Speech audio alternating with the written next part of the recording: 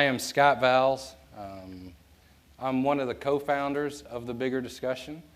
But more importantly, I need to introduce the panel because nobody wants to hear from me. So I have the distinct pleasure of introducing first the president of the National Minority Supplier Development Council, Ms. Josette Wright-Lacey.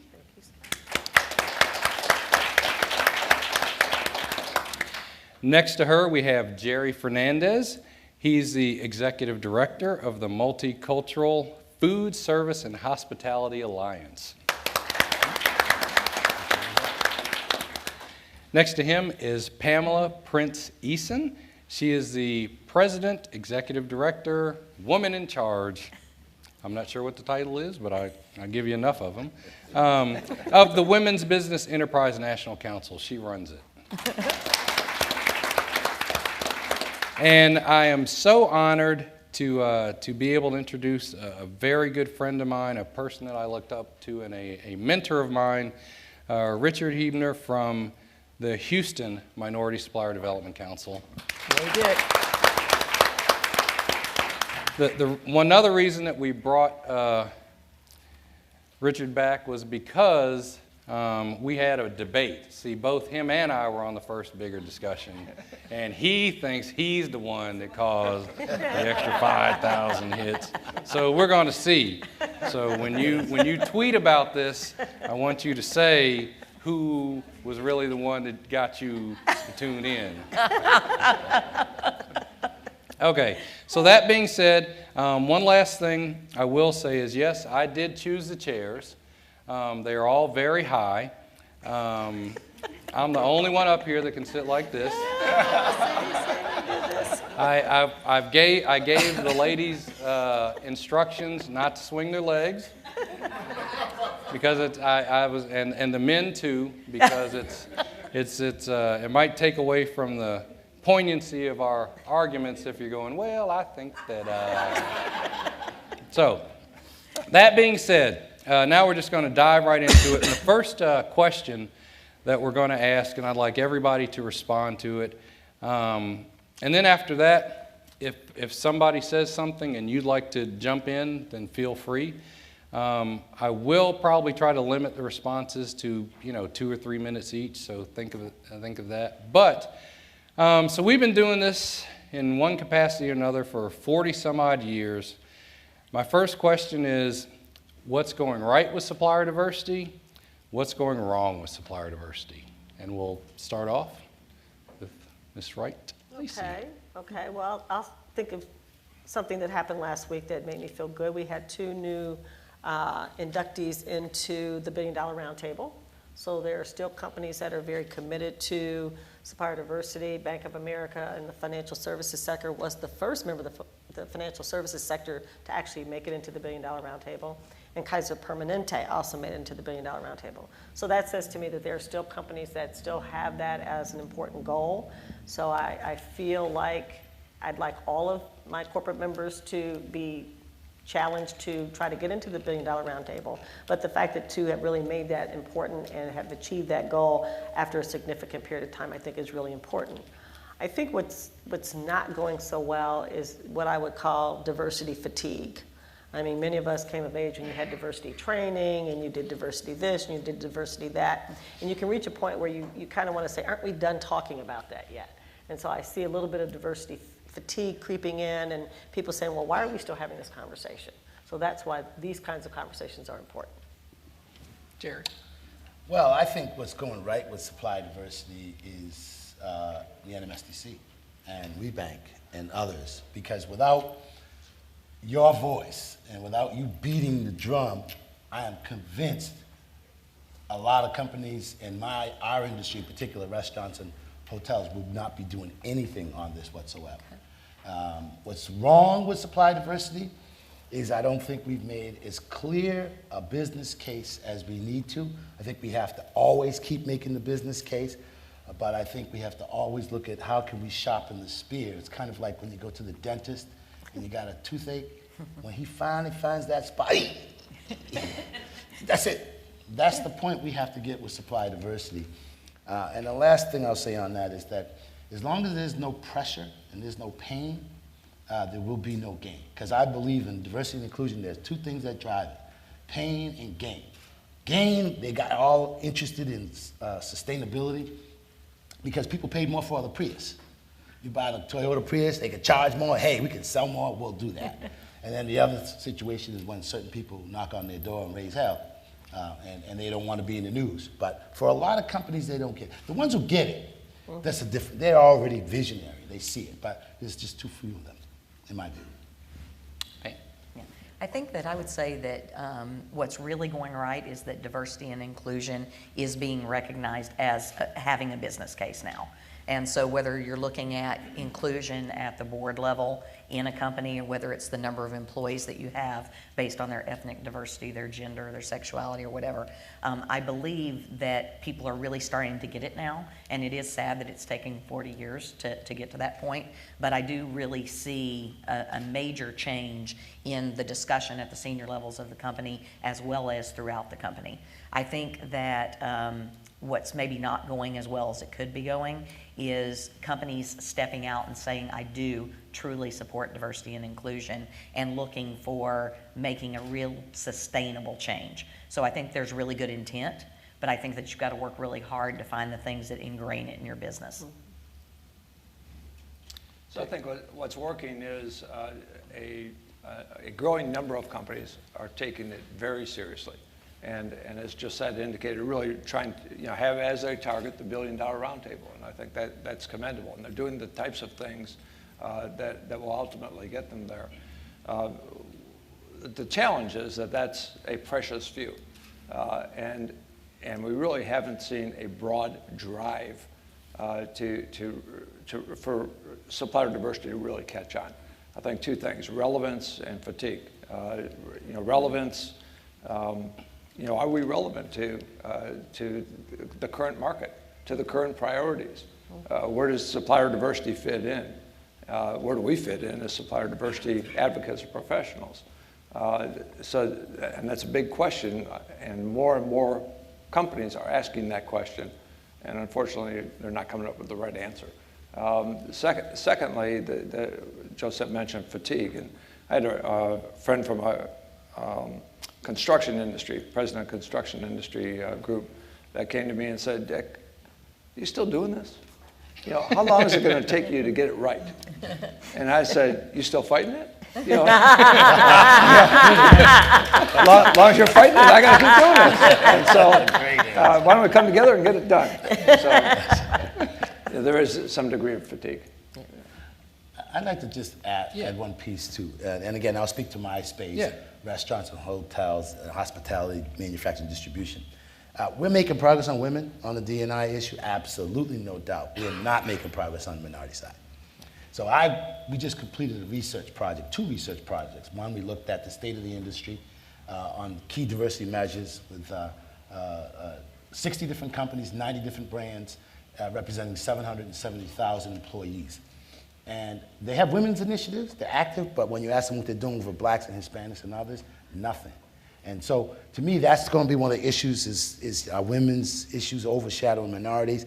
And I think we need to have that conversation because women are doing some very good things, but there are some pockets in the minority supplier area and also in the workforce that are just not making progress. And the supply of minority franchisees in our industry is going backward. We have way less black franchisees than we had. Lots of Asian franchisees, so I'm happy about that. But black and Hispanic are really not doing nearly as well.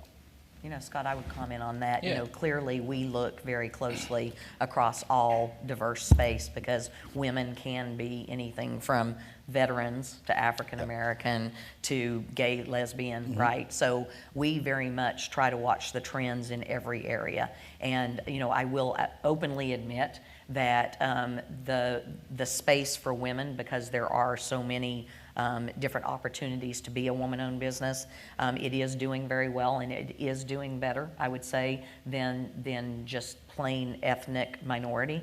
I would say, though, that there are opportunities for us to improve upon that, and it's continuing to work together to make sure that we talk about the value, because we all know that the current minority will be the majority in the very near future. And we have states that have already hit that tipping point, right? And so as we look through and pay attention to the statistical information that's out there about who's starting businesses, whether those businesses are actually growing, whether it's revenue or number of employees, I think it's very important for us to work together. And I think that there are opportunities for women and male ethnic businesses to work together to pull each other along. And I think, I would very much look for those opportunities.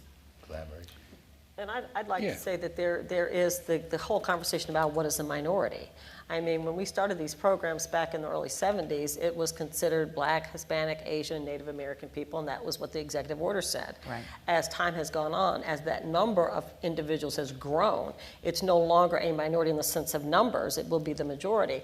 But if you dig deeper into what it means to be a minority, the original design of those programs was to help build up communities of color so that they are economically viable and sustainable. And the supplier diversity initiatives with respect to minorities have not met that challenge. They have not met that goal, and they're slipping. And as you add others into that, quote, minority pot, now diverse, it's further diluted. And that's the challenge that we have to manage, is the dilution of the engagement of minorities in the economic engine of the country. And if I could be so bold as to say, and I mean, this is the bigger discussion, I think that one thing that the African American community has done up until women were finally, considered part of this, is that it was very insular. And I don't mean anything negative by that, but it was very much about only helping people in the African American space. And I think that as it stays that way, it's getting better. But I think there's still this thought that because you're the pool that's being diluted from, right? So there's a loss that's felt there. I think that the more that we can work together to promote that and show success versus it always being a loss, I think that that's the real challenge and what we have to do, both as advocacy organizations as well as professionals in the corporations, to say that we're looking for those opportunities for those wins. But the mindset of some in corporate America, it is a zero-sum game. If I give to Pam's group, I'm taking from this group, and I'm doing it on purpose because I don't have enough funds to feed all of my children, if you will. Right. And so the question becomes, and I use a very simple analogy: when you're building your family, you don't tell the first kid when you have the second kid, "I'm sorry, now half the cereal that you had before, I now have to give to your brother because we don't have any more money to bring in another box." So you think about that, because the reality is there was a real lack of specificity around HR diversity and supply chain diversity. Yep. And I think the assumption was that if you are a diverse category for purposes of your HR department, that automatically meant that you had been excluded from supply chain activities. And there was no building of a case around that, whereas the executive order of Richard Nixon had already looked at the studies that showed that minorities had been excluded from the economic engine. And so you're bringing people into the table, but you're saying these are all people that are important, but you're not adding anything else to the pot. And that is when it becomes a zero-sum game, as opposed to, why are we not putting more opportunities in the pot for everybody? Why do we put exclusions on what we are going to make available to diverse suppliers? Why do we limit them to things that are in manufacturing or direct procurement? Why do we exclude professional services and outsource partners and things like that? So it's really forcing the corporations to understand, you can't balkanize us and put them all in a pool and expect us not to be concerned about dilution of our impact. And I want corporate America to understand that you can no longer treat diverse suppliers, diverse people, as if there is a small piece available to you, and not get people to understand there's a much bigger pot. And if we don't expand that pot, when the demographics flip, we're all going to be in trouble, because you're not going to have the bandwidth to take care of the new economy. Sorry, Scott, we're taking up all your time. Oh, no, I got a whole list of questions. Dear. we I thought wanna you go might. through. I thought you might. But so that makes me wonder, especially for our diverse business community, what do you think is the bigger obstacle? Is it ethnicity? Is it gender? socioeconomic status. I'm going to put everybody on the spot. You got to pick one and tell me why. This is tough. Okay, you know what? We'll start with Jerry because the Thank women you. have been talking so much. Go ahead, Jerry. I think we should protest that remark. Do you think I he we meant should that? I don't think he did, not about us. So I think there's the elephant in the room that ends up not being talked about. I haven't, all my 17 years of doing this, no one has ever called me and said, I can't find any Asians. I'm looking for some Asians, I can't find them. It's not an issue. I'm having trouble with my minority employees or franchisees, never once. It's black and brown. And when you look at the groups independently, look at how women businesses are doing, black-owned businesses are doing, Hispanic-owned businesses, et cetera, that's when you're gonna get the real deal. That's number one. Number two, they don't wanna give up the pie. Because if you expand the pie, that means somebody who's getting the business right now, and sometimes not for adding real value, it's because they're, Jimmy Joe knows Jimmy John, and that's why they get the business. So that you now are competing with them for the real resources, and for us, that's the rub. In the food service space, and we talked a little bit about this earlier at breakfast, our brands are being bought by private equity firms. So Red Lobster just got spun off by Darden, so it's a separate entity. There's 600 and some odd restaurants, a couple $1 billion worth of sales. Private equity firm out of San Francisco bought them. Golden Gate Capital. Go to their website. And when you click about us, what you gonna see? Do you think those people are gonna have diversity high up on their priority list? Just based upon the diversity that they have in there? It's not on their agenda. Their agenda is raise the top line, improve the bottom line, add value to the brand, sell it. It's not, and D&I ends up being a line item. And supply chain, oh, wait a second, that's where they want to. Now, so to me, you're getting into real serious competitive territory once you start saying expand the pie. And then you get the real truth that comes up when you say, well, how are black-owned businesses doing? Because I will tell you, black franchisees, I got called just on the way down here. I'm not getting no respect, blah, blah, blah, okay? Where do they go? That's why I think there might be some opportunity for us working with these two talented young ladies up here to bring greater attention to the subject. Because as long as it's done in these private rooms, there's no pressure to do it. When we go out there and it starts showing up in the newspapers, what is your favorite brand? Dude, how many people of color work there and what are they doing? Now you're talking a different story, and that's one of the things we plan on doing this fall. We are going public with a public image campaign to say, here are the companies that are committed to diversity and inclusion. Look at the Supplier diversity program over here at this company. And then that's going to ask questions, what about the other ones? So we surveyed the websites of the top 100 food service companies to see how culturally inclusive they were. Just got this done. The University of SMU professor did it for us. 85% of the companies got a D or an F on the grade. So I can only publish the A's, and it's 3 of them. What happened to the rest of them? If they're not talking about supplier diversity, they're not serious. Only 19% of the companies that we surveyed have supplier diversity tab on their website. So they ain't trying to talk about it. The ones who are doing it, they'll talk about it. But the ones who aren't doing it, as long as there's no pressure to do it, they're not going to do it. So to me, that's the issue. Now, I think that was an amazing answer. I'm not sure you answered my question. He did at the very beginning. He said black and brown. Okay, all right, Black all and brown. right. See, I got lost in that. I was like, that is fascinating. I've been watching the I forgot politicians my- too many years. I forgot my question. Make sure I they was get like, their commercial out while you got a chance. Can't So- blame a brother for that. Dick will. Yeah, so I think if you look at the facts as opposed to the rhetoric, it's still the biggest disadvantage is race. Okay, that we're not there yet, and so as we've come along that path toward inclusion, a couple things. One, from a race standpoint, we've gone to maybe tolerance, maybe acceptance, but that's as far as we've gone.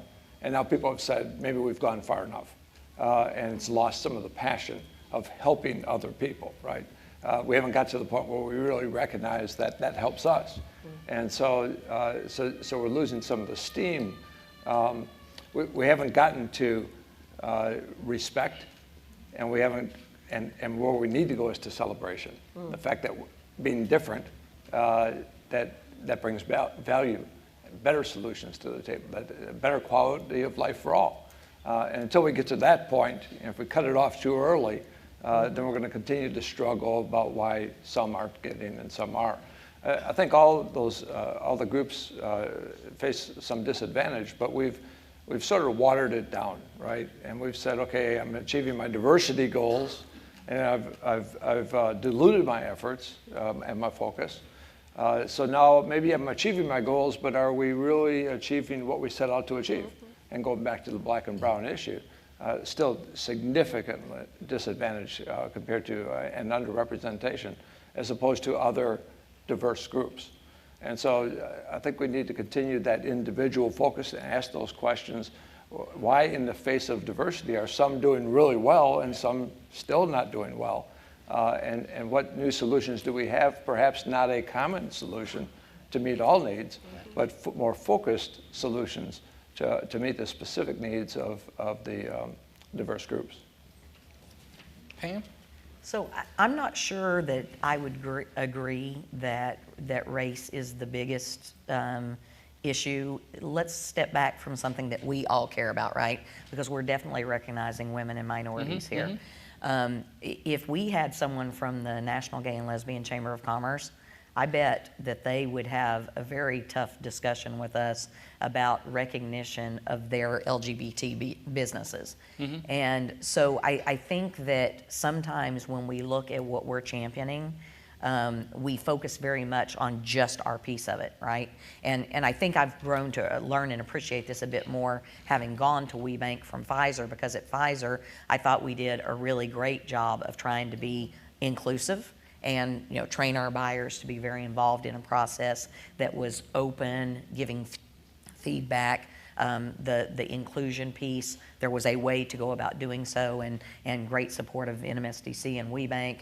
And having gotten to WeBank, where I then look at that women as the population, and I do desperately care about all entrepreneurial business. A lot of my examples I'm going to give are going to be about women, because obviously that's what my job is, but my true personal belief is that there are many types of minorities or those not getting the appropriate inclusion, and I do desperately care about all those, so I do want to go on record with that. So I guess I would say that I think what we all have to do is, and maybe this is because I'm an accountant, but I'm always looking at the numbers. And I think that, we'll use Toyota sitting right here on the front for us. When they look at who buys their vehicles, right, and they look at what they're looking for when someone comes to a dealership to buy a vehicle, that's who they care about, okay? And if they're drawing a lot of women decision makers, they're going to care about women. If they're drawing a lot of African Americans to the marketplace, they're going to care about that. And that's where I think things are finally starting to go right, is that these businesses do realize who their consumer is. And so I would say that without a doubt, there is not equal representation of ethnic minorities. I think that there is not equal representation of women either, though I suspect it probably is better, as you've said, than ethnic minorities are. And I think that what we've got to do is continue to build the rationale and the business case for recognizing each of our diverse communities, and then the impact we truly have when you do recognize us. Okay, so I'm going to throw the provocative thing out. I'm looking at your button that says woman owned. And I find that very interesting, because I have a feeling if I had on a button that said minority owned and you put us both in the room, you would get more attention than I would. And I being a woman and being African American, I have had over the years to have dealt with this issue many times, going back to when I was in college and they started the African American Studies programs and the Women's Studies program at the same time. And they wanted me to join the Women's Studies program because they felt that the issues affecting women were the most important issues facing our society. And I made the comment at that time, and I'll make it again, if I were to be able to change my skin color, if I were able to change my gender and become a male, I become a black male, I am no better off as a black male than I am as a black female. Some would even argue that I'm less well off as a black female because my income is the lowest of all women and all demographics. Minority women, black women are at the bottom of supply chain, they're at the bottom of the income ladder. So I would say to you that, giving all due credence to my status as a woman, the difficulties that I have faced have basically been based upon my race. When I look at young people coming out of schools today, even though minority students are coming out at higher rates, they are still more likely to be in jobs that are beneath what they went to school for. They're underutilized in the workforce. The New York Times just has a column called The Upshot, where they looked at the data 40 years after the civil rights movement and 40 years after the ethnic unrest in many of our country's major cities. Blacks are still trending behind in every single category. They're underrepresented in executive positions. They're overrepresented in lower paying jobs. African Americans are more likely to be unemployed. Still, the unemployment rate still is not diverging or converging, even though unemployment rate for blacks is still, it's lower than it has been 40 years ago, but it's still well above trends for the white community. So a friend of mine and a colleague who is a lawyer who does all these studies on disparity and impact is a white woman, and she will say, I'm a white woman of privilege, and I don't ever ignore that fact. She said the one reason, the thing people will not talk about on the Hill, people will not talk about, is the D word or the R word, discrimination and racism. They can accept sexism because they have daughters. Yeah. They can accept sexism and understand what the impact of that is when they have a daughter, a wife, a sister, a mother. They understand those issues. But if you don't have anyone of color in your family, you really don't understand the unique position that people of color are in this country. And to your point, I see it more with black and brown than I do with Asians, but I also say if you're a Native American and you're recognizable as a Native American, you're not even counted anywhere. That's right. I mean, you are like, you look at a study, Native Americans 0.2%, and they were here first. So there's a certain amount of racism that exists in this country. It is part of our national fabric. It is woven into our economy. People of color are in this country, many of them with black ancestry are in this country because they came to work. They didn't come voluntarily. They were brought here to build an economy. So racism in the sense that, people are here to serve others is woven into the fabric. And the question is how do we take that out of our fabric and say we no longer need that ideology as part of how we define ourselves? Because until we do, I see it every day. We are still trending behind whites in every single category that you measure from an economic standpoint. Josette, I have a question for you, and I honestly don't have any idea what the answer to this is. And without a doubt, I would say pretty much every white person grew up with privilege, okay? I mean, certainly, I came out of the Appalachian Mountains, right? So, I mean, I probably didn't come up with the same privilege that a lot of people, but nonetheless, I do agree with you on those comments. What do you think, though? So I have a granddaughter who's 13, and she walks around and tells everybody that Gwen Turner, who you know very well, an African-American female, is her aunt, right? Because Gwen and I are very close friends. And so there is an age group now that doesn't recognize any, like skin color doesn't matter to them. So what do you think the impact of that is on what it is we're trying to accomplish? You raise a really good point. I think that the generation, I'll start with people that are 30 and below. Okay. They are very different from those that are 40 and above. My sons would say to me, come on, Mom, get over it. Get over what? I mean, we're still arguing about the civil rights movement. It's 1996. Well, son, that's because we're not there yet. They see color. They're not colorblind, and I think anyone that says that they're colorblind, you need to see your doctor. You need to see a neurologist or an ophthalmologist, because the human body was designed, the eye was designed to see color to protect us from natural predators. So if you don't see color, there is a problem. The question is what do you do when you see color? Today's young people care less and less about color. They care less and less about gender issues, and they care less and less about sexual orientation. And so I think that we are fortunate to have these young people who do not act as if they cannot have an Aunt Gwen in their family, that they cannot have a white person who comes and sits and has dinner with them, that you don't travel together. And that makes me feel better. However, they are inheriting the sins of their forefathers. So what ability will they have if they choose to go into corporate? Will their voices be heard? Will they be able to stand up against that older person and say, son, you just don't understand.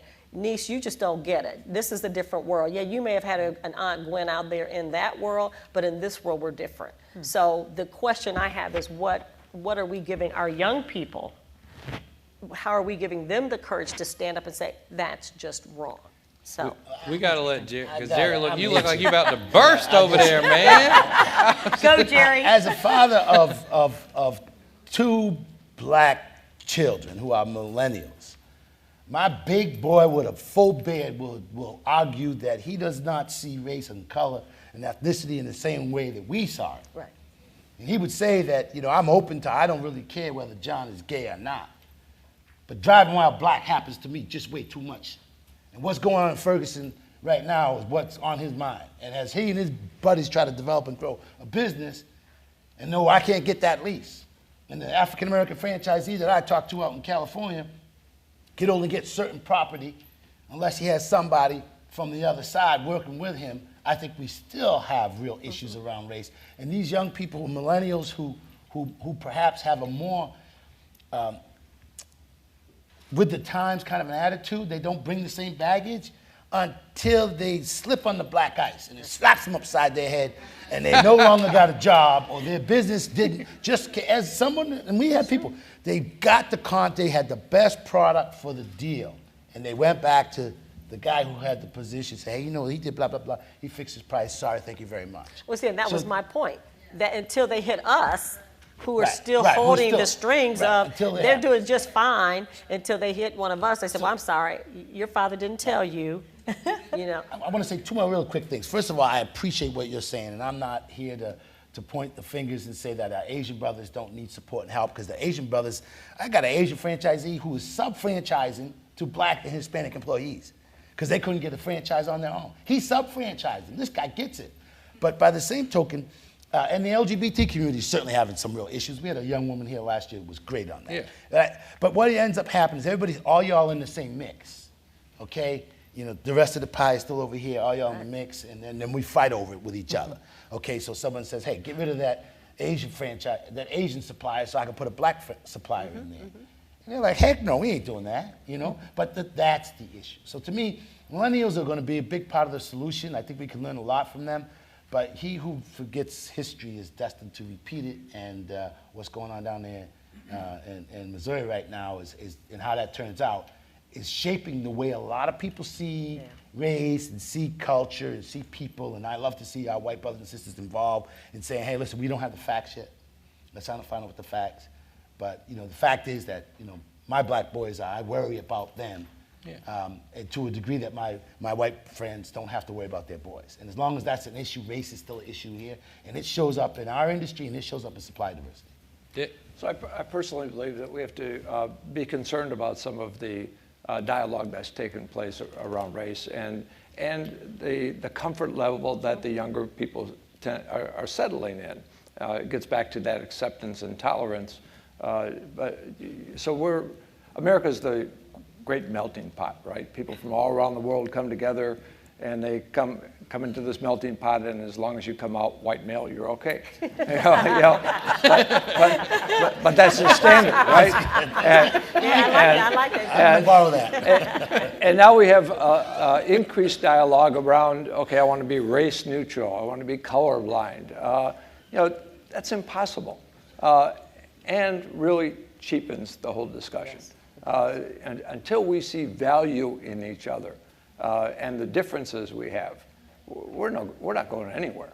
And there'll always be those barriers, and they'll creep up as they are in Ferguson and other places, where we don't expect it anymore. But that's the reality. Once we start seeing each other in the context of difference is good, then we start looking at common solutions. And that's where I think supplier diversity has to focus. It's not somebody else helping somebody else. It's how do we work together for a common good where everybody is respected and comes out better. So all four of you have said at one time or another in the pie and this and the pie and that, was the pie ever going to get bigger? Like we're saying, and why not? It seems like it's the same pie. It depends on the company. There are some companies that have opened it up beyond traditional direct sourcing. Some companies have gone into professional services. Some companies have actually opened up things like their law department, their treasury department, to begin to find opportunities there. Part of that is the evolution of what procurement was. Procurement was the direct engine for the output of a company. So it's over here. So that's all the things that go into whatever you sell. And then you have all these other things related to supporting the business, the Treasury Department, legal, HR. And they were not viewed as part of procurement because they didn't deliver a product to the marketplace. I think what's happened as enlightened companies realize that this pool is getting smaller and smaller because they're reducing the size of supply chains. They're reducing the amount that they're spending. So there are fewer dollars available. Then you've got more people coming to the party, so you have less to feed them. So enlightened companies are saying, okay, this isn't going to work. If we want to continue to grow our spend at 10% or 12%, we're going to have to find new opportunities within the companies. That's what members of the $1 Billion Roundtable do. They don't just stick to direct sourcing. They're looking at what other departments in the company can we make available for minority suppliers and diverse suppliers. So I would say that the companies who are serious about growth of supplier diversity programs and not kind of like capping it at 1%, that's where the fighting is going to be. When you go to the $1 Billion Roundtable, and Pam and I were both there last week, those companies aren't having these kind of conversations about, I've got 2 women, I've got 2 Asians, I got 3 white guys. They're not doing that conversation at all. They're talking about value creation because they realize the more money they put into diverse communities, into female-owned businesses, they're growing their customer base. So they're way beyond these kind of conversations. I think the unfortunate thing is so many companies are still playing if I take him out and put her in, okay, I'll make them happy for a little bit. Then when the Reverend comes, I'll take her out and put him in. Right. And then when the U.S. Hispanic Chamber comes, okay, I'll take him out and put him back in. Exactly. And so you're never making any forward movement. Smart companies are opening up beyond direct procurement. Smart companies are including things in supplier diversity initiatives that have never been included before, and they need to be recognized and they need to be thanked and celebrated for their innovative approach to procurement. And I think as advocates too, it's up to us to work with these corporations that truly care and to understand. So for instance, we'll talk about the oil and gas industry. There's not traditionally a large number of women-owned businesses, and I suspect African-American businesses or ethnic businesses that work in that space when you talk about getting into the true process of what these oil and gas companies do. So not the peripheral things that you could, the printing and stuff like this, right? It's the real meat of what these businesses are in business to do. And I think as advocacy organizations, we can all talk about the things that we see that are issues, but we have to work with these corporations who do care and look for what's important to them. And one of the biggest changes I think we've made at WeBank in the last 3 years is that everyone on our staff recognizes that we've got to evolve to the position where we're bringing to the table to these corporations the women and minority-owned businesses that have the skill set that they need. They also need this, of course, in their employee base, right? So it's important to them there. But for us, reaching out, trying to touch some of the young people, growing them up so that they can either become very valid contributors to the supply chains and to the products and the services that are coming out, either as an employee or as a business owner. I think that that's a key way that we can all work together to try to move this change and focus on what we can do as the advocacy organization. I think the advocacy piece that, Dick, you first brought up and both of you have mentioned is really important. You see oil and gas, and I know somebody's got a national television ad where they showcase when they do something in Alaska, it shows up down here. I don't think it was a mistake that the woman has a leadership position. So it was communicating. We got women in leadership roles. And other things I've seen that they could show. We have minority and women-owned businesses who are in the supply chain to bring legitimacy to minority businesses. So I think we have to see more advocacy in the public space, which is one of the things that we're going to focus on. By talking about who's doing it well, we'll be able to point, well, did you know that they have a good supplier diversity program that includes women and LGBT and minorities, et cetera, et cetera. And I'm not sure that we do as good a job there as we need to. And I think that will help people be more comfortable with expanding the pie. Because when they expand the pie, they're giving you the keys to our supply chain or to a piece of our supply chain.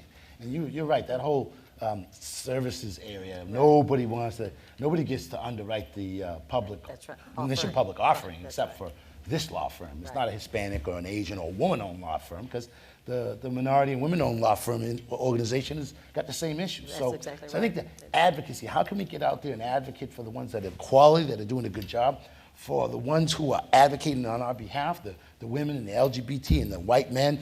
I mean, you need to have voices like that in correct. front of it, because they get sick of hearing me. So when I bring in somebody who looks like him, and he says it, and all of a sudden it got new legitimacy. Right, exactly. So go ahead, Dick. Bring some new legitimacy to this. But I think one of the reasons that that supplier diversity has languished for 40 years without really achieving significant results is that we're still in a compliance mode. Okay, we're still focused, and so if I have to do something, okay, then I'm going to find the path of least resistance. And we're dealing largely with corporations that are risk adverse, procurement organizations, which of all organizations are risk adverse, and so so we're looking at, okay, what's the least path, the path of least risk. And we're carving out those contract opportunities for minority firms. And if we look at why minority firms are struggling, or women-owned businesses, we're in the wrong industries, right? And now we're starting to see, through the leadership of the $1 Billion Roundtable, and what's happening in corporate America with a much stronger value focus, they're saying, okay, it's not about risk aversion as much as it is, what's the value? How do we create value? How do we bring people together to create value? And so now it's moving minority firms, in the case of the oil industry, from downstream, where we're all there, to upstream, where the real money is. A very closed process, but is it willing to accept that? Maybe not necessarily on the basis of newcomers, but new value. And so I think the transformation of the corporations to much more value focus opens the door to minority firms to show where they fit into that value stream, as opposed to the supplier diversity stream. Pam, are you good with everything? I'm good Okay, so far, yeah. I just want to make sure. Did I make a face? I got a tweet here saying, make sure you ask the one person on the panel that's not wearing glasses a question. So I just,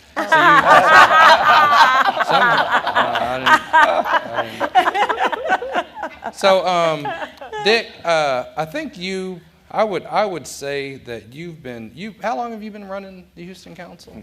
29 years. 29 years. So arguably, you've probably been doing this as long or longer than most people on this panel.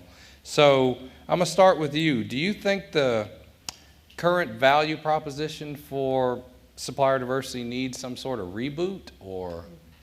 Yeah. So I'm distressed. What keeps me up at night is, okay, how do you get it across?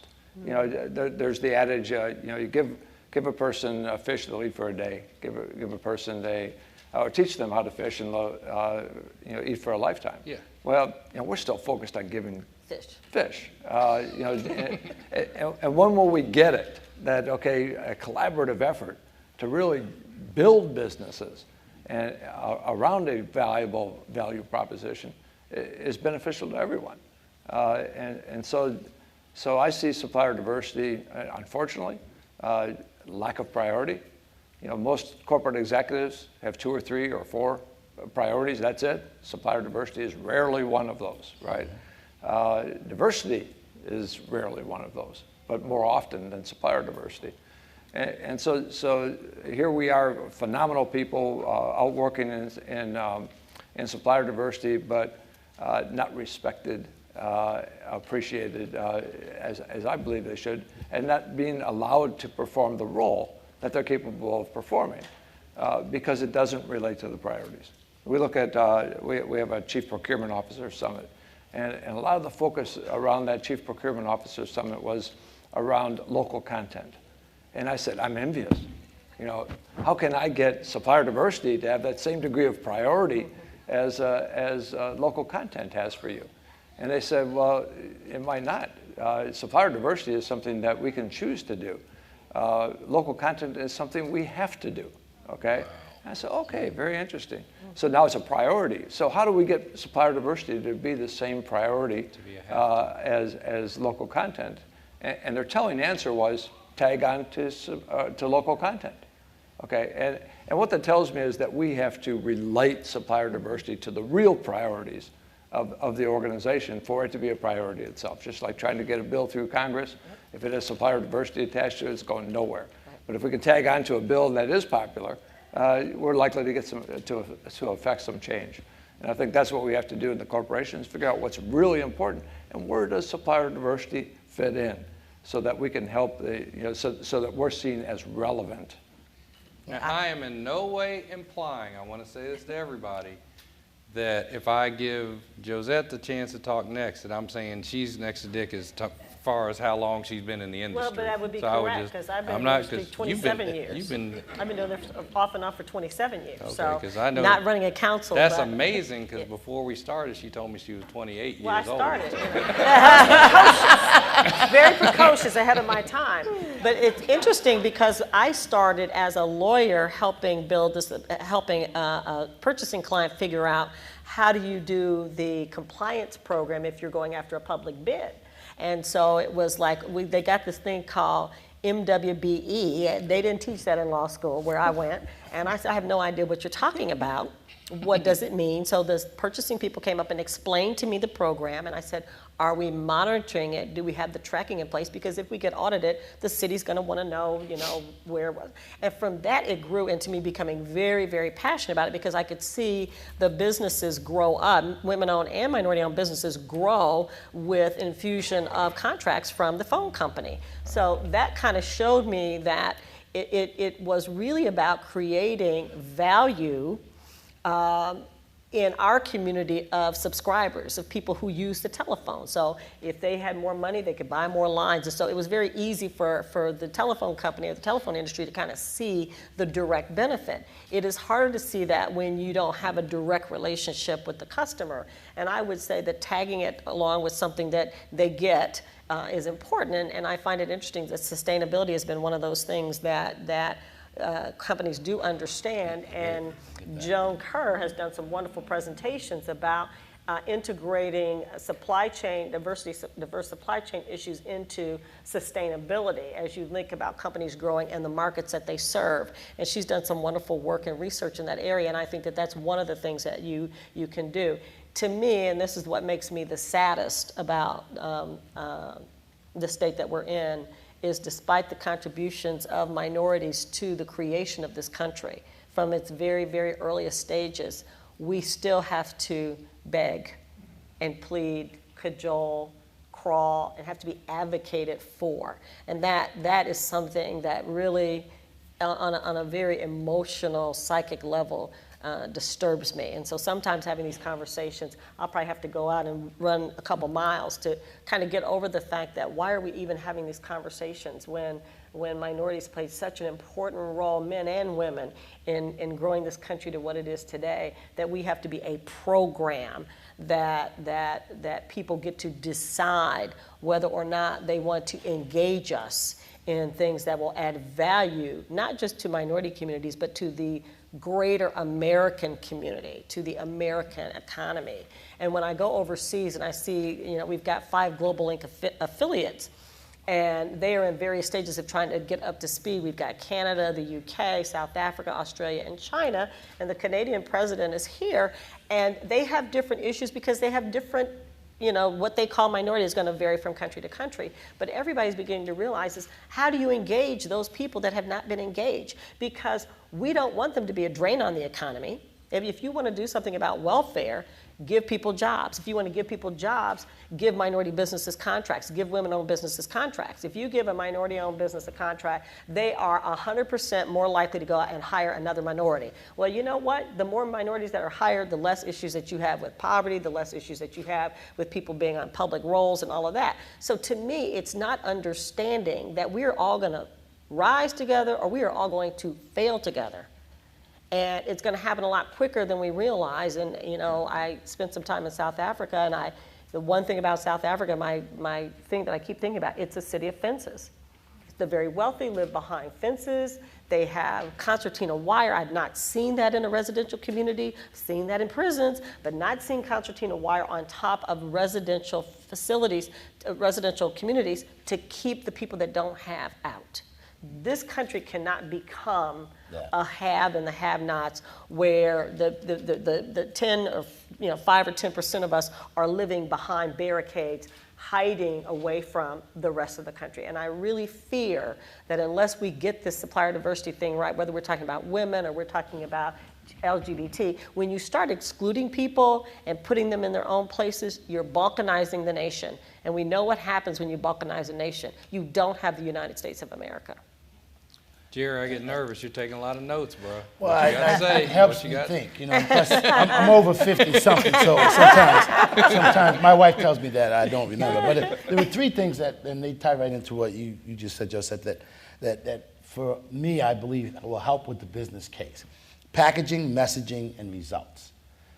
Nothing changes people's attention or changes the discussion like getting results. You know, Wayne Gretzky said, you want to protect your reputation, get results. So, but packaging, and this is some of what I've heard here. Okay, wait. He mentioned hockey in a diversity discussion. I'm from Massachusetts. How can I help? See, this is diversity because only in Massachusetts do they have black people that pay attention to hockey. I played it.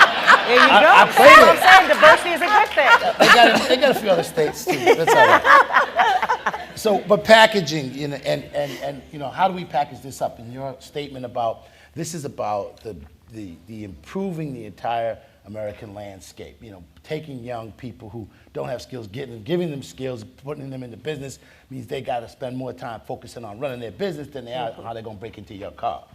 But the packaging has to be inclusive. It has to have women. It has to have, so people can see somebody who looks like them making the case, and it has to include white men in the front saying, "I'm not doing this because someone got a gun next to me."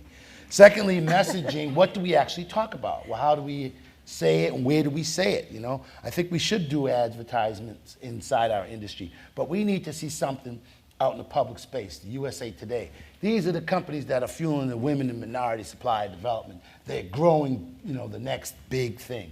That you saw on the news in the newspaper that Silicon Valley just announced their numbers. You know, it's mostly male, Asian, and white, and women aren't doing very well at all in Silicon Valley. Well, in food service, we could take a page out of that because we got the same issue. Women doing a little bit better, Asians are doing well, but blacks and browns are not. So the messaging and who the messenger is. And lastly, results. We have to show results, and nothing will change the CEO's mind like show me the numbers. So I was just in California with a major restaurant company, I won't tell you who they are, and I asked them, I said, do you believe multicultural is an opportunity? They said yes. I said, so what are you doing to market to African Americans who have the income level to buy what you, nothing. We don't, well, how many blacks or Hispanics do you have in your employee profile or your customer profile? They don't know. I said, well, I can show you how you can make some money right now. Let's get a marketing program. You target it to upscale African Americans. They will go to your restaurant. So all of a sudden, wow, we're interested. If they do that, they will boost their restaurant sales significantly, and that's the difference between making your number and not making your number. So we've got to showcase where these companies who have done good things with these car companies, Toyota and Honda, whatever, this has helped us drive more sales. And when you got the numbers to prove it, then it's hard for even the naysayers to say, well, you know, last time I checked, those dollars are green, just like everybody else. So I think that to me is something that collaboratively, I'm taking pages out of these folks' books because you all getting it right. To some degree, we have more to do, but I think more collaboration around those things could really help us make a solid business case. Pam, reboot, we need it? Well, I think that I'm probably going to change what we're talking about just a little bit with this. So I'm probably the person with the least experience in diversity and inclusion. While I was responsible for that while I was at Pfizer, so that would say 15 years, I would say I've been deeply engaged for the last 3.5 to 4 years.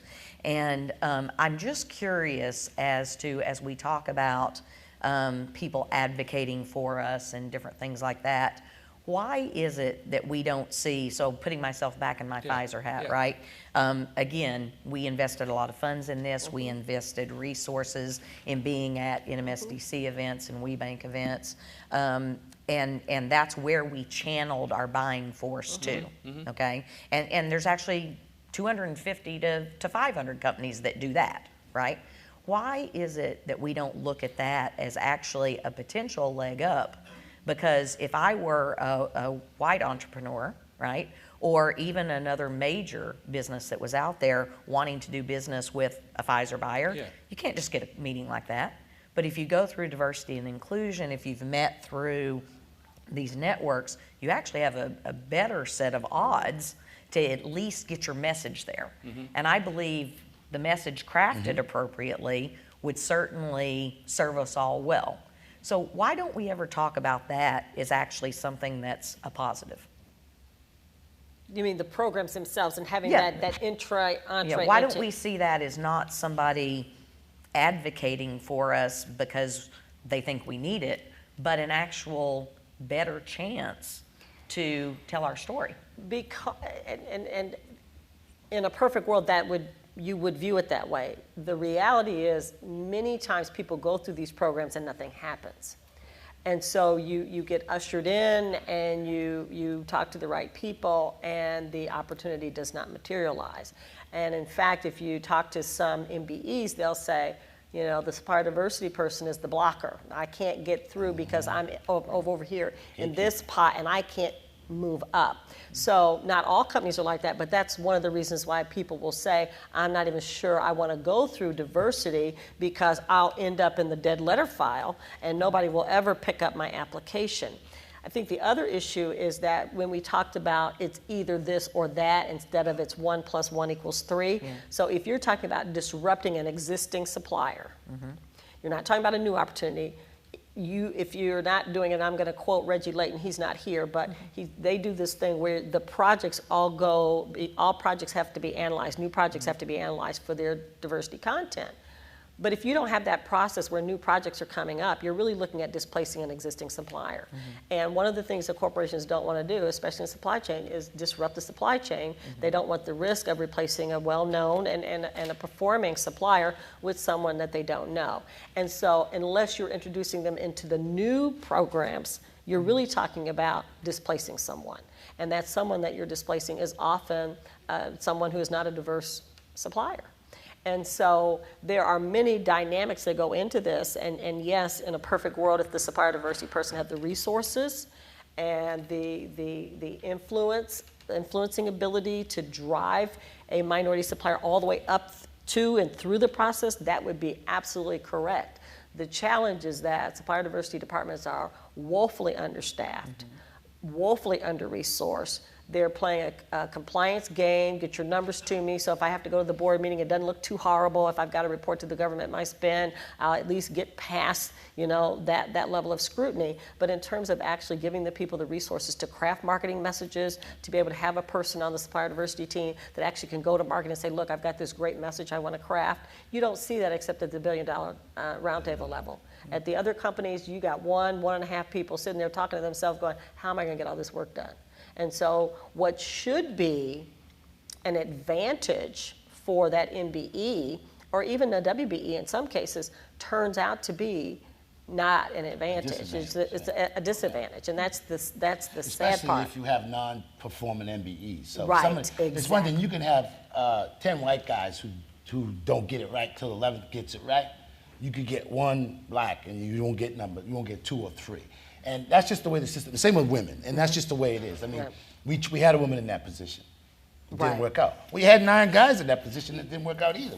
What's the deal? So your point of people not wanting to go in on the MBE side because it might hurt them or taint them, and then with our case, we used to have a very active supply diversity entity within our organization. That was before the economy went south and people took their money and ran.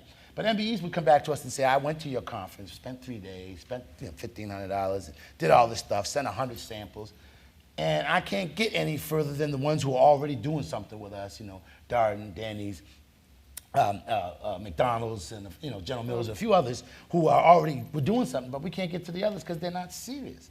And if they don't have, if you get a CEO who comes to the event, oh, this is great, call my person over there, fine.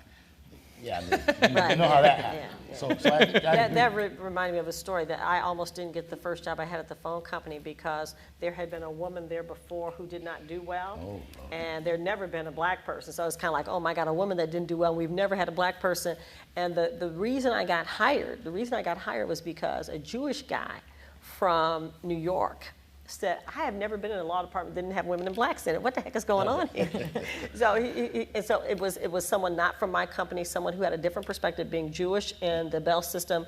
That was not a popular thing to be, and he rose to the level of being a general counsel, and he looked around and said, wait a minute, where are the black people? Where are the women? I am not used to this, and I just happened to call at the right time because that one woman had ruined it for all women for the next 20 years. They wouldn't have had a woman in the law department because that one didn't work out. So I think she got pregnant or something, God forbid. At which point I promptly got pregnant after I'd been on the job about a year. I got pregnant. So I think Pam really raises a good point. You know, one of the strengths of our organizations is that we do facilitate some direct links. Now, it may not be to the right person. There's usually a chain that has to follow. And I remember a minority business saying, well, this supplier diversity person can't help me. And I said, no, they can. They just haven't chosen to yet. There's a lot more involved in that than just bringing people together, right? And now you got to position them for success. We spend a lot of time talking to our suppliers and saying, you know, so what's your value proposition? And they'll tell me what they do. Okay, that's not a value proposition. So I have no interest. I already have people doing that, and I don't want to pay them either. And so, you know, so what I want is the results, right? And so how do we, well, if I don't know what you need, how do I position myself with value? And that's where the link comes in. It's not so much bringing buyer and seller together and watching magic. That's how my job was defined to me 29 years ago. Okay? We bring buyers and sellers together and they work magic. Okay? They do business. That is not working today, right? And most buyers won't come out anymore because they don't want to be bothered with the firms that really can't meet their needs. And so we're having a harder time attracting the right people to really sit down and talk real business. But if I can get together with a supplier diversity person, gain insight, gain information, then I can go in and use that to break into a closed system by showing the value that I bring. And I think you make such a good point because businesses have to change their approach. We used to be a commodity culture where you were just looking for widgets or boxes of whatever, and you could go in and say, I've got this box and this is what it does, and that was perfectly fine. But the supply chain, it went from being buying or purchasing to procurement to supply chain to value chain operations. And what's happened is that the business community, the minority business community, has not kept up with that approach to purchasing. It's not just purchasing anymore. This is an enterprise-wide value chain analysis. And so it is really important that the MBE or WBE, for that matter, understand how do they fit in? What is the solution that they're bringing to the table that is beyond just a packaged good? It is easy to terminate a contract with someone who's just selling you a widget. That's easy to do because it's a transaction. It's a little harder to break a relationship that is based upon value. So when we talk to MBEs, most of the MBEs that are certified by NMSDC are under $10 million in revenue. And so those businesses have to ask themselves, what do they bring that adds value that will not be perceived as a risk to a corporate value chain? Because there's not a procurement person in the world that will tell you that their job is anything other than managing risk. How do I make sure that there's no disruptions in my supply chain? There's no problem with getting my product to market. So if you, as an MBE, don't understand where those disruptions could occur and how you can solve for those disruptions, there's no conversation. The conversation has gone from, okay, I need 10,000 boxes delivered, free alongside such and such a place, I'll pick them up. That's not happening anymore. And if you're in that business, you need to start thinking about how do you create a value package around that product, because a product in and of itself is not a solution. And the corporations are looking for end-to-end solutions to their business problems. So we're getting ready to wind it down here, but I guess I'm still struggling with trying to figure out how does supplier diversity prove that it's benefiting the economy? Like, I guess that's what, Okay. so we'll start with See, you. I think one of the things that we need to really do is think about and talk about impact. I had an opportunity to go to a forum at the University of Washington earlier this summer, and we had all these wonderful professors in the room, and they have been writing about supplier diversity for a very long time. They do impact studies, they do all sorts of analysis of job creation. They talk about things like how many more cars can you buy if you do a contract that's worth $1 million. The challenge is that we are talking anecdotally, and we've got great stories. But the real deal, to several points made, it's results. What is the bottom line number? How many jobs get created? So we're in the process of looking at doing an impact study for the MBEs just in our database. We know that we spend $185 billion a year. Our corporate members spend roughly $185 billion with MBEs every year. But what does that $185 billion translate to? What do you get for investing $185 billion in 10,000 MBE firms? How many jobs does that throw off? How many kids get to go to college? How many houses get bought? Those sorts of things. I had one of the professors, and there were all these very PhD academics, and their biggest issue is nobody is telling their story, and they're trying to figure out how do they get grant money to continue to write this, because in academia this is kind of like supplier diversity to the CPO. Well, we're not going to give you any grant money for that. So I think that there's a way to market what they're saying, their messaging, their impact analysis, to say this is what the impact is. You've got UCLA, you've got Pepperdine, you've got Tuck, you've got Harvard, you've got University of Washington, all these, Morehouse College, Howard University, that talk about this. How do we pull that data out and say, in the last 10 years, corporate America spent X billions of dollars with women and minorities. Here's what that money did. We don't talk about that. But when you talk about the fact that in about, they say 2050, we're going to be a minority majority, it's not going to be 2050, folks. It's going to be something like 2025. And you're trying to figure out, where are you going to be able to sell your products? Where is your market going to be? Western Europe is flat. They are not experiencing any growth in their economy whatsoever. So you're really looking at emerging markets. The emerging markets are pretty much what? All brown and black. So you got to get with the program. You got to figure out, how do I leverage the black and brown people that I have in this country today, the Asians. Think about India as a market. How do I leverage Asian suppliers here in the US to get me a leg up in an emerging market like India or Mexico or Argentina or Brazil? The US market is not growing. Now we have a choice. We can say we're going to sell all of our products in BRIC nations and call it a day. I don't think corporate America is ready to give up on the US population, but unless they're willing to create jobs through contracting opportunities, there's not going to be an American economy to buy that stuff. So that's my concern. And I would piggyback on the data pieces. For us, we were all about advocacy in our early years, workforce, customer, community, supply. Then, of course, the supply chain went south, and then the economy. We decided our focus needed to be on how do we help the business do three things. How do you raise the top line? How do you improve the bottom line? How do you add value to the brand? So how you sell, market, and serve multicultural customers. If you haven't figured that out, then you're missing an opportunity. So Cheesecake Factory, black people like what you got. Hispanics got money too, so target them. So that would be one. Number two, how do you coach, develop, and engage that multicultural workforce? We have a real issue in the inner city community where some of our kids don't have the skills to do it. So when I got black franchisees saying I'd rather have the Hispanic employees than the black employees because they produce more, we got issues. So we got to address that. So we say to people, listen, we got to figure out how to coach, teach, train, and develop them, help them see that they could be a general manager, and we could take you from welfare to the middle class. But white guys who come from communities where they were underexposed to these, they don't know, so we have to teach them that stuff. Mm-hmm. And third, how does your brand stand up in the eyes of customers of color? What do women think of your brand? Mm-hmm. How does your brand resonate with blacks and Asians and LGBT, the disability, the returning veteran community? If you don't have an answer for that, you're missing and you're leaving money on the table. So our whole market is, we can make you money, and if we can show you can make money, that's the business case. And that's where we're going. The data that you're talking about, the more information we can say, hey, look at academics, will say, if you invest in these, help grow your minority franchise, help grow your minority businesses, your women-owned businesses, mm-hmm.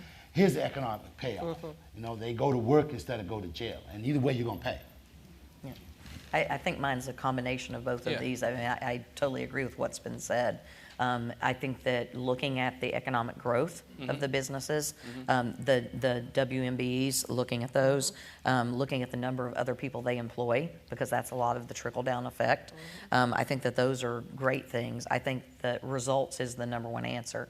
The more you see results, there's not been a corporation that I've been in that if there were results coming out of a supply base, they weren't going to walk away with it, from it because it was a woman or it was a person of color or it was someone who was gay or lesbian. I think that, again, making sure that you're producing those results and, again, helping people in the corporations to understand that it's hard to serve a customer you don't understand, right? And to me, the big compelling reason to care about supplier diversity is simply survival for that corporation, because their customer base is changing. If you don't understand it, you're going to be left behind. Dick, do you want So I would just add and maybe reiterate value and focus. So a lot of our discussion around the business case for supplier diversity begins and ends with need. Okay, we need to do this. The complexion of America is changing. You know, the demographics of our buyers are changing. We don't take it all the way to value. And show, okay, here's how we can capitalize on some of those changes. And so we get stuck in need, and the discussion on need hasn't got us very far. Right. There's just no passion around that, okay? It's, okay, now I understand I need it. Now what do I do and how do I drive results? And we're seeing some of the corporations here today that I know of that are doing a really good job of communicating significant results that their company has benefited from supplier diversity. And everybody says, well, why aren't we doing that? Okay, but we don't really play all the way through to results. So that's one. And I think the second thing is focus. You know, what are we really focused on in supplier diversity? For many of us, we're focused on building organizations. Okay, and we look at the metrics of our success, and it may be membership and attendance and our financial records and things like that. That's not what we're here for. And so we in Houston had a discussion with our board a couple years ago, and we said, well, how do we really measure our success? Because you want us to sort of transform what we do to be more relevant today. How are you going to measure that success? Is it attendance? Is it membership? And their answer was no. Two things. One, are minority firms growing in sales and employment? And secondly, are our corporations spending more money with our minority firms? That's it. And if we do that, okay, then we're good. And if we don't deserve to exist. And so let's quit focusing on the organization, other to the extent that how can we achieve those objectives. The second thing last thing I'd say is, even that discussion may be too basic, and we're having a lot of discussion around the table today to say, really, what are we measuring our success? So your economic impact studies are phenomenal to show broader value, but you know, how are those minority firms playing a role in our communities? How are they really transforming lives, businesses, you know, communities, city, state, and nation? And maybe the metrics we're using are stale. And don't have value. One of our corporations, we had to come in, a person from engineering became CEO. Had no clue what supplier diversity was. We had to go in and present the business case. The week before, there was a report that was released that said Houston is the most crime-infested city in the nation at the time. No longer. And so the CEO was just consumed by that. That was a priority. How am I going to attract people to work for my company? And ultimately, what he heard in our presentation was that, geez, if people had something positive to do, there would be less crime. Okay, and we become an anti-crime program. That corporation went on that year to become an MSDC Corporation of the Year because they had a strong drive about being relevant. Okay. So I just offer that, again, value and focus. What are we really focused on? What are the end results of what we're out to do? That gets short-sighted by just the process. All right. So how's the audience doing? We're running a couple minutes okay? Are you guys okay? You sure? Okay. So we will because I know some of y'all, I heard some people's stomachs growling, so we are going to wrap it up. But I would like to give each panelist 2 or 3 minutes to have your, whatever you want to leave us with. If you're going to drop some knowledge, this is your opportunity. So we've covered a lot of stuff here today, and I would like to, while I'm giving them, I'm stalling and giving them a chance to think, because you got 2 or 3 minutes to say something really profound. So, that's a lot of pressure, because I would hate to be deleting you off the tape. So,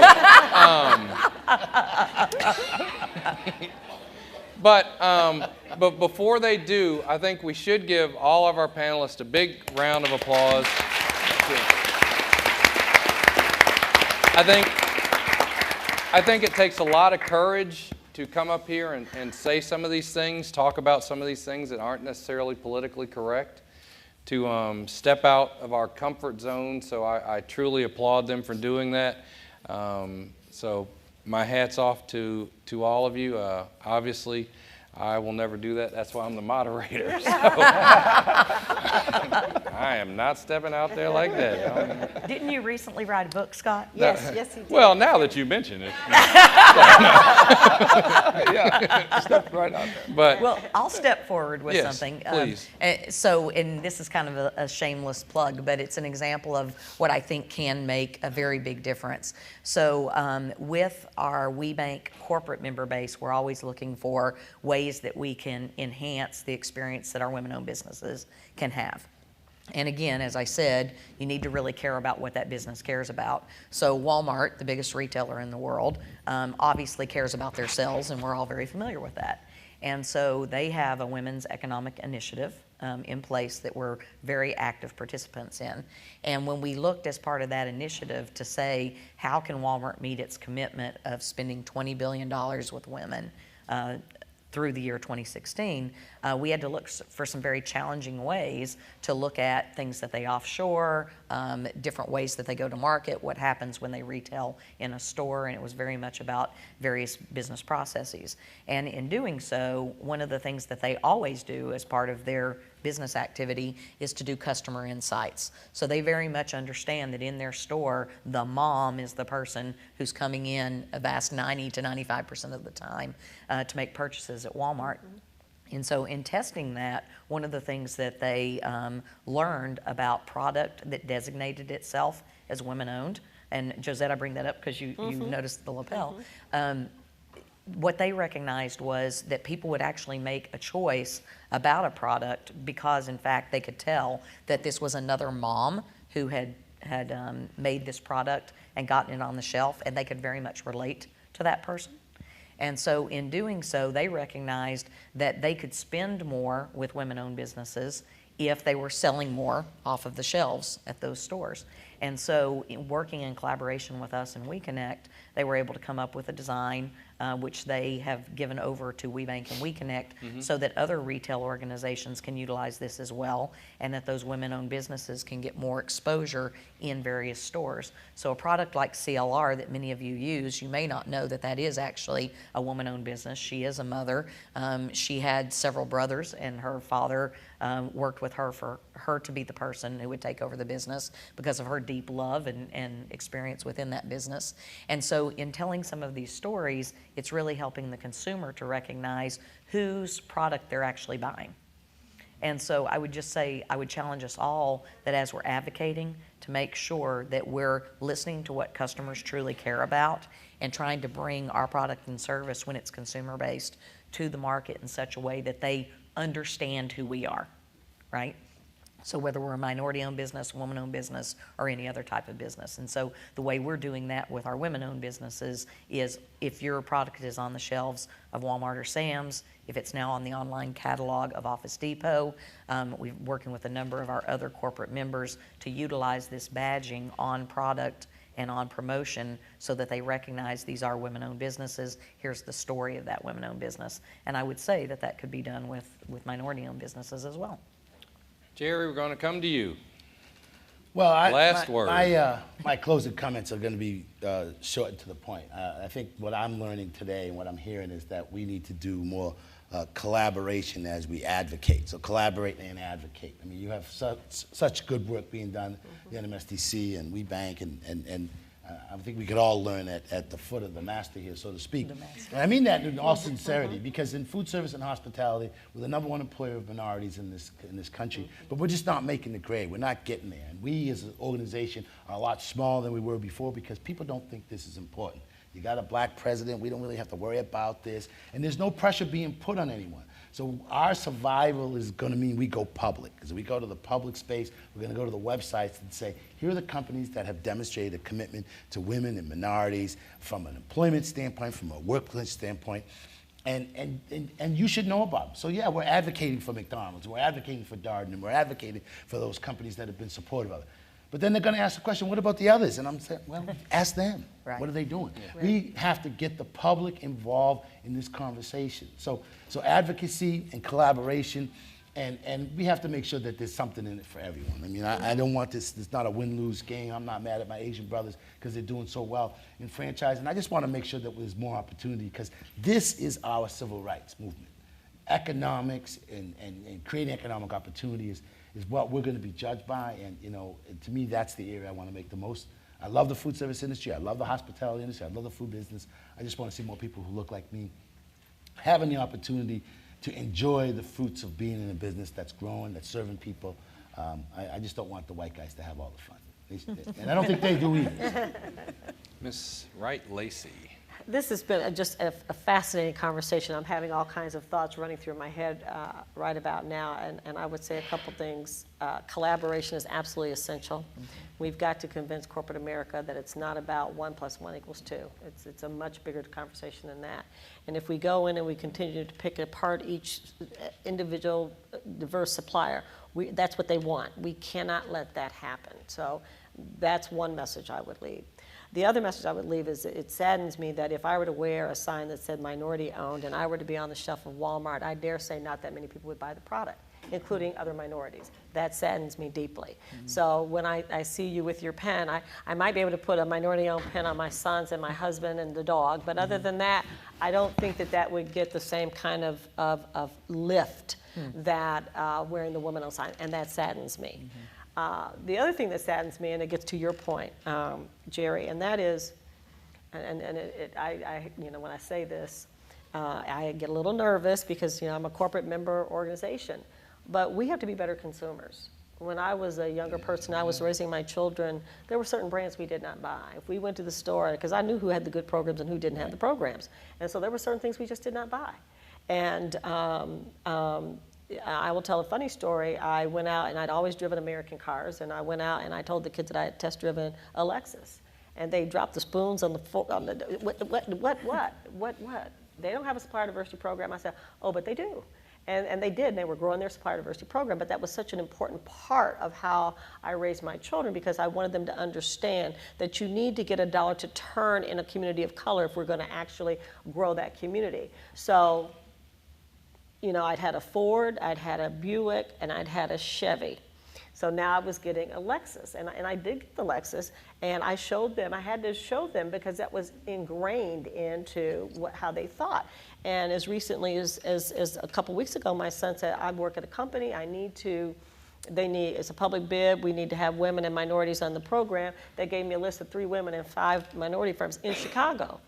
3 and 5 in Chicago, really, you can't do better than that. So the notion that we have to begin to use our wallets effectively to ask the question, how many, minority-owned McDonald's franchises are there? How many Walmart stores are in my community? How many, whatever the brand, how is it representing itself to you as a consumer? And is this a company that you feel is linked to your long-term survival, first as an individual, then your family, and then your larger family of however you identify that family, whether it's by your sexual orientation, your gender, or your race? What is that brand representing to you? And I encourage, there was a book written called Our Year of Buying Black, but you could substitute anything in there that you wanted. You could put in, My Year Buying Gay, you could put My Year Buying Women. And it talked about how difficult it was to support your family buying black and helping that dollar circulate, because that's the impact. That's the impact.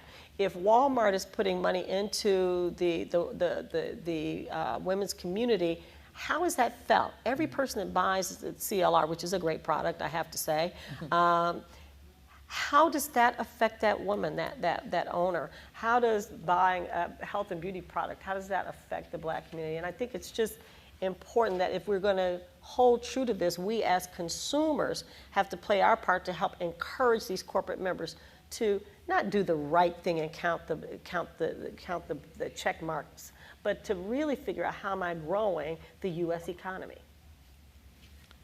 Dick, take us home. Okay, so I want to thank the South Region MSDC for conducting, bringing this the bigger discussion to bear, and to say that while it's been very invigorating to participate in this, I hope that we don't leave it here. I hope that has caused each of us in this room to reconsider our role and the significance of what we do, and that we use that to drive us to step up. Frankly, we all ought to be highly disappointed in the results that we've generated in 40 years, okay? The Houston Council has been blessed to be Council of the Year 6 times with NMSDC. We say proud, but far from satisfied. If we were that good, why are we still trying to do this, okay? And today the expectations of us are different. There's no longer, we used to drink our lunch. Now we're too busy working. We got to perform. We got to bring value. And so, the world has changed. And I wonder if we're really willing to step up and deliver on what people really expect of us, as opposed to just guide us through the motions. I think it's a new world. It requires new strategies. It requires focus, but it requires some guts for us to really cause our companies to address the issues, much like we have today, to find the value in that, and to provide us the support necessary to get the job done. So, in conclusion, I would like to thank the South Region's Minority Supplier Development Council, their president, Fela Meyer.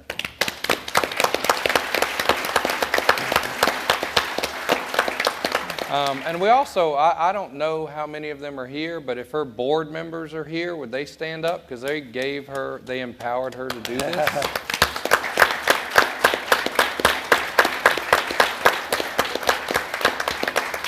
And somewhere around her, the folks that helped put this stuff together, her staff that never gets recognized. Let's have.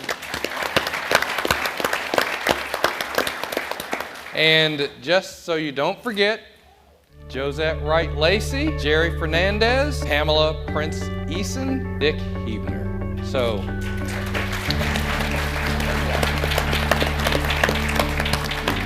The Bigger Discussion 3 2014 is officially done.